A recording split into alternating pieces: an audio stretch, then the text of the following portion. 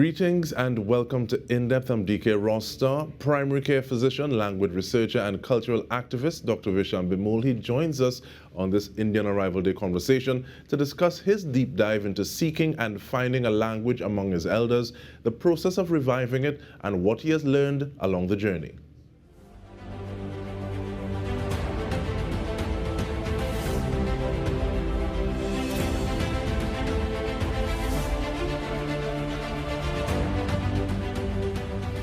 Namaskar, Dr. Bhimull. I want to thank you for taking the time, but I also want to ask, though, what is the initial inspiration? Because this seems as though it may be a thankless job, but what is the thing that really got the ball rolling for the work that you're doing? Well, I mean, being a person of Indian origin, one, and kind of empowering myself in that identity, growing up among elders and, well, my grandparents, speaking the language on a daily basis would have been what got me interested in at least trying to get to know more about the language. Growing up, the speakers, my grandparents, would think that it was broken Hindi, but it wasn't after doing the research later on, and that's what continued to intrigue me as a person of Indian origin or Indo-Trinidadian person. And growing up as well, being Trinidadian is something I found personally to be unique. Uh, and being in an education system where it didn't really emulate that. One, being brought up and not being taught the language, and two, an education system that didn't bring me up to be empowered to be a Trinbagonian person or Indo-Trinbagonian person is what I kind of felt there was a void that kind of initiated me in doing this personal research and endeavor that I started way back, maybe I can't even remember, around 2005 and the present day. And there are two things that I really want to ask you about, and I'll ask the first one first. So you said you started around 2005. So interest is one thing, but starting is another. So in terms of that start, how did you make that decision? Okay, well, this is what I'm going to do consciously. I think since I was a child, I would have started it. I want to recall V.S. Naipaul here. In one of his quotes, I remember he was saying, "It's not our fault that we lost the language. There was nothing available for us to avail ourselves of to learn the language and be empowered being able to speak it and empowered in our identity."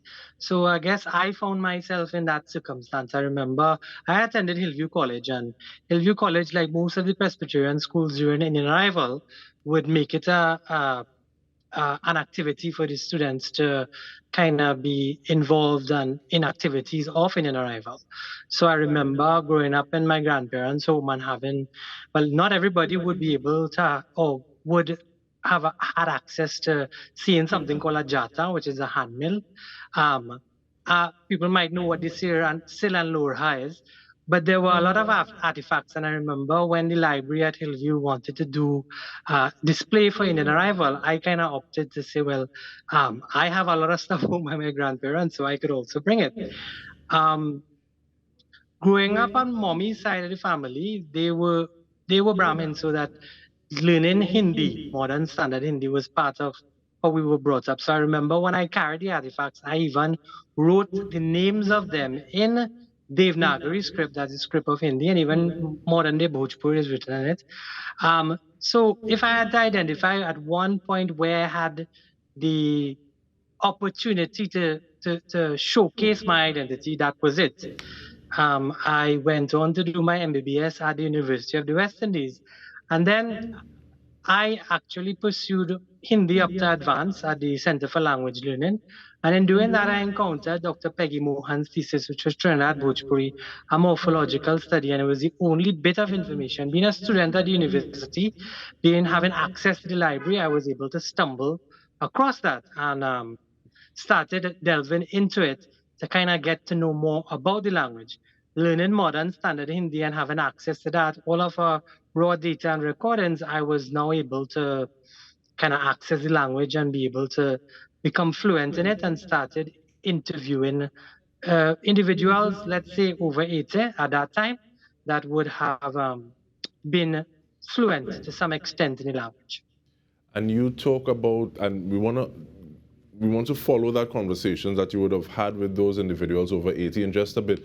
But the way that you talk about stumbling across that text, it reminds me of a conversation I just would have had with the campus principal, who was asking, okay, we need to possibly revisit what the purpose of tertiary education is, and that kind of way that we can build learning around individuals to address specific needs.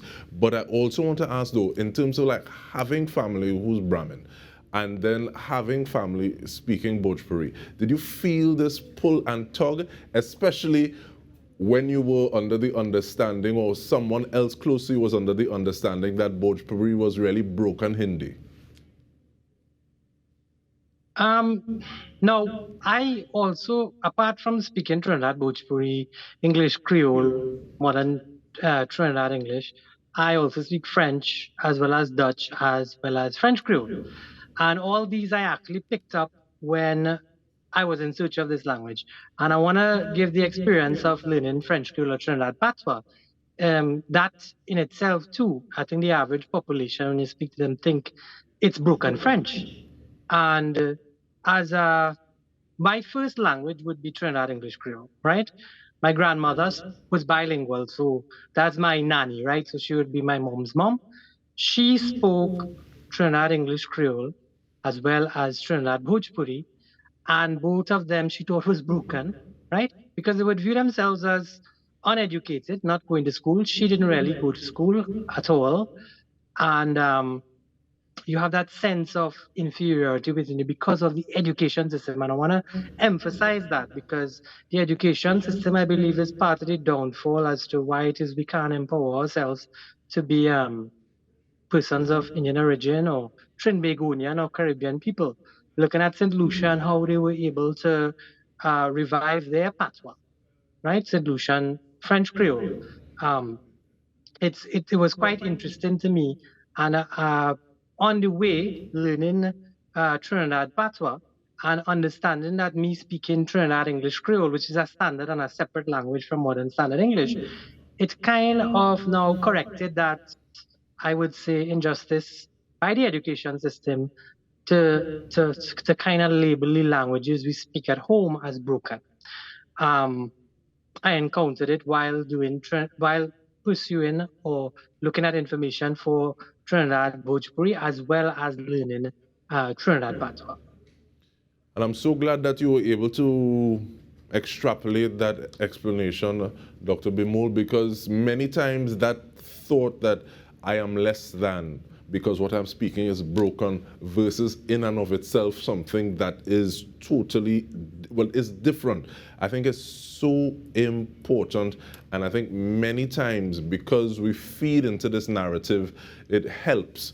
And I do agree that what we learn can never be objective, and especially if it is not objective, it's either helping to imprison you or liberate you. So, but with that in mind though, we have about 2 minutes before we take the break, but I want to know though, yes, it's one thing to bring these artifacts from home, to put the script and say what they are, but you have had help, you have had collaborators along your journey. Start to list out some of them for me now. I know Nalis is one of the people who are helping at this point in time, but what did it start like that? Who are some of those early collaborators? Well, I mentioned Dr. Peggy Mohan, so I know her personally. And with regard to developing a course, because you could learn Trinidad Patois in Trinidad, right? Namdi Hodge does it online. And utilizing that and speaking to Dr. Mohan herself, who did the research, we kind of worked together to. She did a Trinidad Bhojpuri morphological study. Morphology is part of a language or one element. You have other elements like phonetics, you have other elements like grammar, syntax, and so. And then I want to point out Dr. Moti Marhe. He was the one who did the research on Sarnami. Sarnami is the Hindustani, which is mutually intelligible and one of the languages that come under the umbrella of Caribbean Hindustani. Our variety of that language was brought by indentured laborers and Dr. Surendra Gambhir, who did Guyanese Bhojpuri. Those were three individuals who were quite helpful in helping me put together what I've put together thus far. Then it was the Yard Campus, which is the Lloyd Best Institute. I had done the first Trinidad Bhojpuri course, a beginner's course there. Um, Other networks had reached out to me as well. One of them we did, I think for 3 years or 4 years straight, we did during the Indian arrival month, we did 1 day of, or at least 1 day per week, where we did a beginner's course in Trinidad Bhojpuri. Um, and then Nalis, as well as even the library at UWI, had reached out with regard to, since I've been recording Trinidad Bhojpuri, I have, let's say, about a little over 20 hours of speakers who still speak Trinidad Bhojpuri. Wanted to archive the material. I want to point out Kofi Yakpo, who also did a lot of research in Suriname, the Surinamese Hindustani, and he's at the University of Hong Kong. And he had offered to take the data that I had put together to kind of get a semblance of a grammar, which is what we're working on. And various media houses have over time contacted me to do some work in getting the populace aware and more sensitive to heritage languages as well as ethnic languages like Trinidad Bhojpuri, because they had also done some work which had helped in doing Trinidad Patois. So these are just some of the, and the media had a big part to play in kind of getting what I would have done out there, and people now reaching out to Caribbean Hindustani, the organization I started now to kind of do work in domains where this language would still be alive, be it chutney music, be it in even Bollywood songs would have some of those elements there, poems, and speech of older speakers who would speak this language. And that is something we're going to come back to when we return from this short break. We are speaking with Dr. Visham Bhimull, looking at lessons learned along the way while seeking Bhojpuri. Stay with us, we return with more.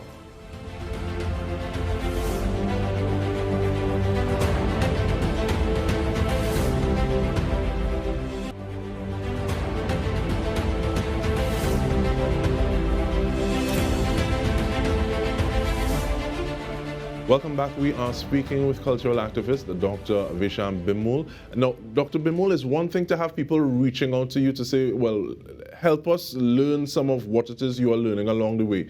But I want to know, what do some of those elders, those fluent speakers of Bhojpuri, what do they say when you come to them to sit at their feet to learn what it is they know? It's quite ironic because, again, the story of inferiority and the education system. I remember I told you my grandmother thought it was broken. When you ask them, I remember one lady asking, why you want to learn this for? Where will this get you? So they themselves see it as something that can get you further, be it move up the social ladder, and better yourself, and then even empower yourself in an identity.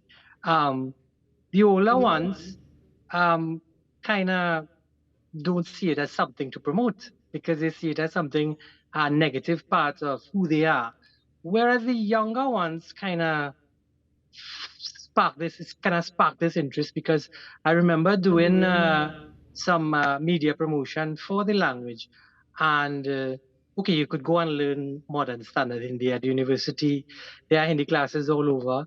But there are certain expressions and certain words that strike a chord among the Indo-Trinidadians that you can't get in a Hindi class. My grandmother used to say this expression, "My kiria, I will knock you down." My kiria is kind of like a swear, but that is specifically Trinidad Bhojpuri. You would never find that expression in modern standard Hindi. And certain things like neuta. So usually when we have weddings, they would send out invitations with some yellow stained rice on the invitation. You call it neuta, which is invitation, but in modern standard Indian invitation is a nimantran. Nimantran obviously wouldn't strike a chord, but if you say neuta, people will be like, I remember my grandmother used to say that when I was smaller. So one is that they may not necessarily understand what the expressions mean, but they would understand the context of the expressions. And the context of the expressions threw them back in some sort of nostalgia, where they would know the meaning, can't explain it, but be so enthralled, be so interested, and be so inquisitive about it, because it speaks of who they are so much so that there's nothing formulated to teach them about that. So I want to say there's a contrast between the older speakers in passing on the language, as well as how the younger ones would receive it. There are certain expressions I remember looking at translating some chutney songs. And when you ask a Hindi teacher or somebody who teaches Hindi, um, what it means, they can't translate it. So it's quite interesting that the older ones see it as something not to promote, whereas the younger ones want to see it promoted because it speaks of who they are. I want to go back to learning Trinidad Patois, where I was thrown into something where you saw a parallel. One often is that they don't want to promote it, and two, if they don't want, if would want to share secrets among younger ones, they would speak the language. In the same way, old patois speakers would only speak it then, and then they too themselves see it as, well, where are you gonna go with this? Because I mean, better you learn French because that will get you somewhere, whereas this wouldn't get you anywhere. So that was kind of interesting. And Peggy did share that because often too, when you go and ask them to tell you a story, like the Trinidad Bhojpuri story is a kisa, right?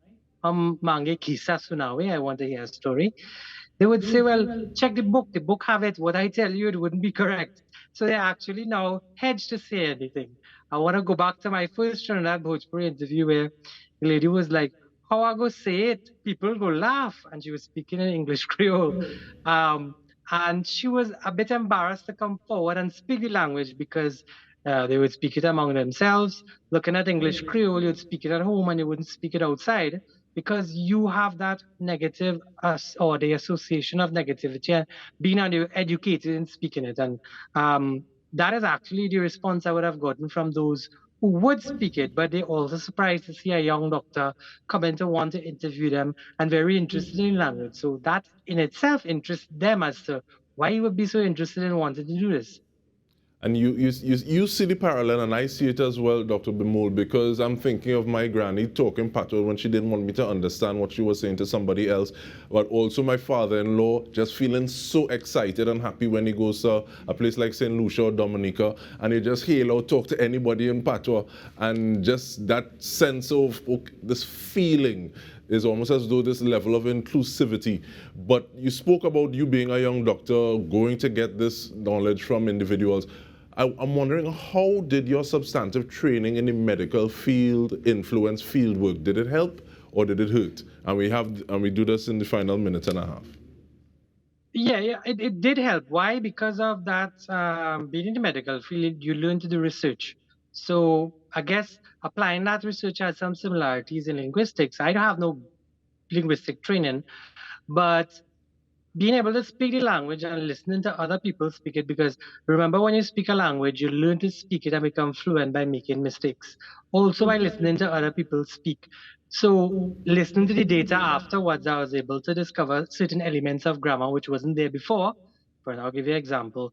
In Trinidad English Creole, we say, I don't know how to do this, means I can't. So that's how you express it. So you'd ask, Jane batti aawe Hindustani means literally, do you know how to speak Hindustani? But it means, can you speak Hindustani? So over and over now, go doing these interviews and hearing the expressions, you would notice a pattern, and that pattern would help you establish a grammar. And that was something that was quite stark when I was doing, or at least just in an amateur way, just doing the recordings to try to get content in the language documented so you could look back at it now as some element of documentation so that people could utilize it to learn to speak the language. And for that, we want to thank you so much, Dr. Visham Bhimull, really taking the thing forward so that we can all find a part of ourselves. And on behalf of the entire TTT News team, this has been In Depth with me, Dike Rostant. Thank you so much for joining us.